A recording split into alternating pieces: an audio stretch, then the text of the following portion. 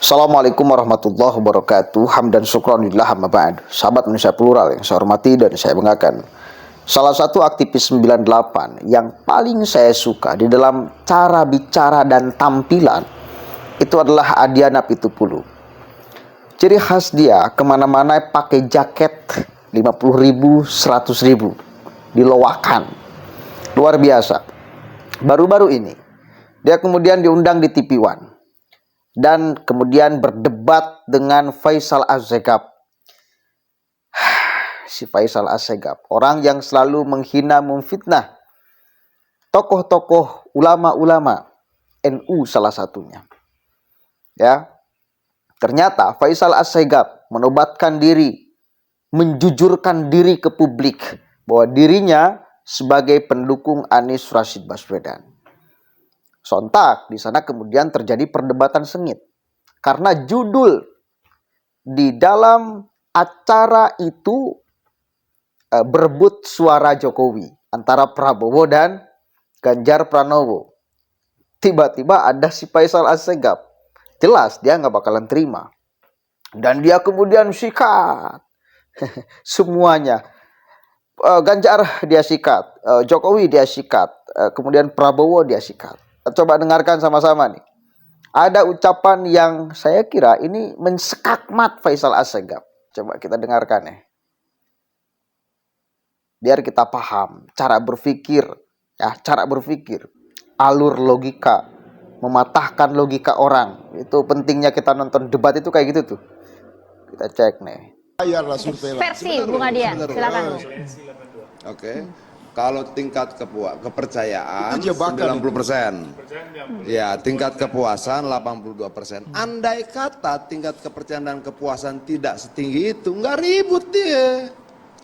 Saya kira Bung Adian kita perlu mengedepankan begini, survei yang sangat bergantian, Bang Faisal. Kalau kemudian ada data lain, sampaikan saja. itu jebakan saja supaya dia menjadi permen yang kuat dan direbut oleh Ganjar sama Prabowo. Apapun itu, tapi kita harus berbantahnya dengan hasil survei lagi. Saya kira Ganjar kuat itu karena berada pada posisi elektabilitas PDIP. Gua mau menjelaskan bahwa kenapa kemudian mereka sangat rumit, ribut, rame, narik-narik, karena angka-angka itu. Andai kata angka tidak seperti itu juga tidak jadi seperti ini kok. Itu loh. Nah, kalau kemudian lu bilang tadi soal partai, bagaimana aktivis 98 masuk partai, kita punya pilihan-pilihan politik yang masing-masing kita sadari dan saling kita hormati. Lu tidak berpartai, gue hormati. Teman-teman yang juga berpartai di tempat lain kita hormati. Bahkan yang berpartai di tempat yang ketua umum partainya juga menjadi problem buat kita dulu, saya hormati. Saya tidak setuju pendapat Anda, tapi hak Anda untuk menyampaikan pendapat itu kan saya bela sampai mati. Kira-kira seperti itu. Gitu ya. Nah, saya menghormati dimanapun teman-teman berada. Walaupun secara personal saya akan punya penilaian dan membuatkan catatan masing-masing buat masing-masing orang. Saya percaya seperti itu. Kalau kemudian memang pemilu ini bisa kita selesaikan dengan baik, mau bagaimanapun panasnya dalam ruangan ini akibat dari tema-tema yang dibuat TV One. Lagi-lagi TV One. Oleh karena itu kami mengundang Bang Adian supaya jelas dan tapi ini asli tidak fair, Bos. Asli tidak fair. Nih, kita fair saja ya.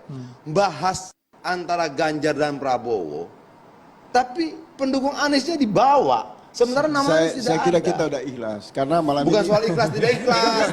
Bung Adian, satu hal yang saya senang malam ini begini Bung.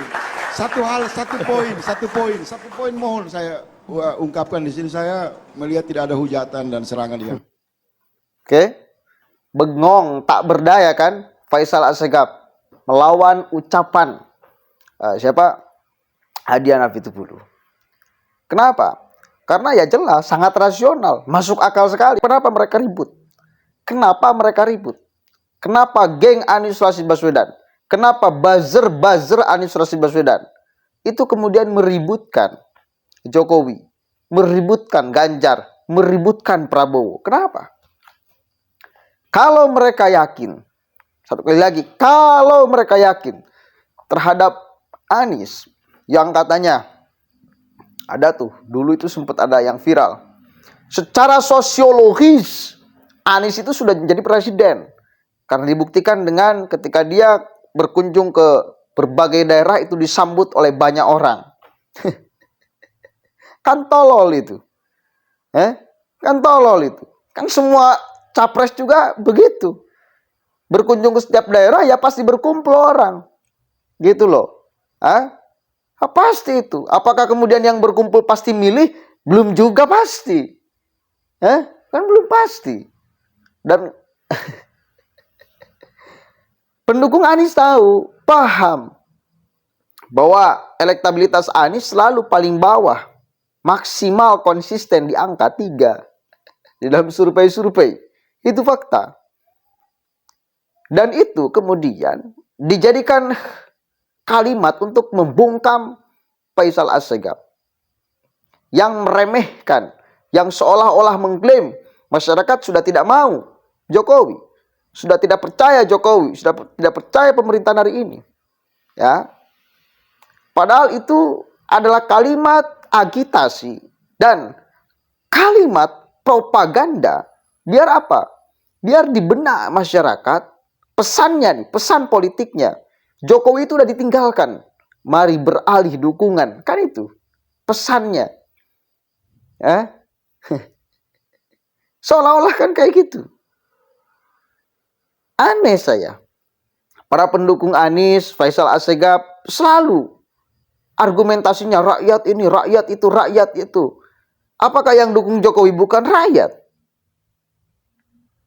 Yang jelas, udahlah. Survei itu membuktikan, menunjukkan bahwa memang Ganjar nomor 1, faktanya Prabowo nomor 2 di survei-survei, atau kebalik, kadang-kadang Prabowo yang nomor 1, Ganjar yang nomor 2, Anies selalu di nomor 3. Itu fakta survei. Ini satu kali lagi penting kita melihat, menonton debat itu untuk belajar berpikir, belajar menalar. Bila ada orang yang terus kemudian mengklaim atas nama rakyat, bahwa rakyat sudah A, bahwa rakyat sudah B. Contoh aja kemarin, Amin Rais The Gang. Dia turun ke jalan ingin memakzulkan Jokowi. Katanya people power. People power itu kan klaimannya memakai kekuatan rakyat untuk menurunkan presiden. Kan itu ya. Untuk melengsarkan presiden. Yang diklaim itu adalah kekuatan rakyat. Catat itu. Tetapi faktanya, dia demo tuh di Solo. Dia demo tuh di Jakarta. Berapa biji rakyat yang hadir? Yang ingin melakukan people power? Cuma 50 orang. Cuma 100 orang. Berapa lapisan masyarakat yang terwakili dengan aksi itu? Nggak ada. Cuma geng orang-orang HTI dan oposisi. Nggak ada kemudian masyarakat di sana. Yang lain ya, yang tidak terafiliasi terhadap kepentingan politik. Nggak ada mahasiswa di sana yang berpikir ideal. Di Jakarta pun sama, nggak ada mahasiswanya. Nggak ada elemen masyarakat yang mewakili demo itu, nggak ada. Artinya apa? Mereka klaim atas nama kekuatan rakyat untuk menurunkan Jokowi, padahal rakyat itu sama sekali tidak diwakili oleh mereka. Gitu loh. Bahkan mayoritas masyarakat mentertawakan ulah mereka. Itu fakta. Masa iya 50 orang, 100 orang mau demo menurunkan Jokowi dari ratusan juta orang? Kan mudeng kita pikiran. Untuk menurunkan ketua RT juga nggak bisa tuh 50 orang masanya. Kurang banyak, bos. Ini mau menurunkan Jokowi. Mau dibandingkan dengan zaman Soeharto. Kejauhan. Zaman Soeharto itu semua lapisan masyarakat kemudian tumpah ruah. Ya, tumpah ruah. Sama-sama ingin menurunkan presiden karena sudah sangat dengan sekarang faktanya 80%, bahkan 90% masyarakat puas terhadap pemerintahan hari ini. Lalu kemudian ada sekelompok orang yang ngeklaim bahwa masyarakat sudah ingin people power. Kan dia membohongi fakta. Ya, dia memprovokasi. Dia berbohong. Dia berbicara hoax.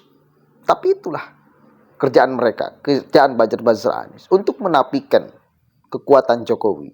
untuk menapikan elektabilitas Jokowi, untuk mengkerdilkan kerja-kerja Jokowi itu. Karena satu kali lagi selalu saya katakan, hanya itu yang mereka punya untuk memenangkan Anies Rashid Baswedan. Begitu ya, nggak punya alat lain mereka tuh. Politisasi agama dan satunya ini. Dua, menjelekan Jokowi, ya, mengkerdilkan seluruh keluarganya. Yang kedua, politisasi agama. Dua tuh senjatanya. Dua senjata mereka tuh. Kita harus paham sebagai masyarakat, ya. Kalau tidak menjelekan Jokowi, ya, maka politisasi agama. Sudah dimulai politisasi agama dari Ciamis, Jawa Barat, yang mengatakan bahwa kalau tidak milih Anies, maka Dajjal. Kalau tidak milih Anies, haram. Karena Anies Imam Mahdi. Hati-hati. Genderang politik identitas sudah dimulai, saudara. Jangan bermimpi 2024 tidak akan ada politik identitas. Saya yakin politik identitas akan kembali menguat di 2024. Harus waspada. Dan harus menggunakan akal sehat kita. Ya. Karena hanya dengan akal sehatlah bangsa ini akan selamat. Itu quote Ade Armando. Saya sepakat dengan quote itunya. Assalamualaikum warahmatullahi wabarakatuh.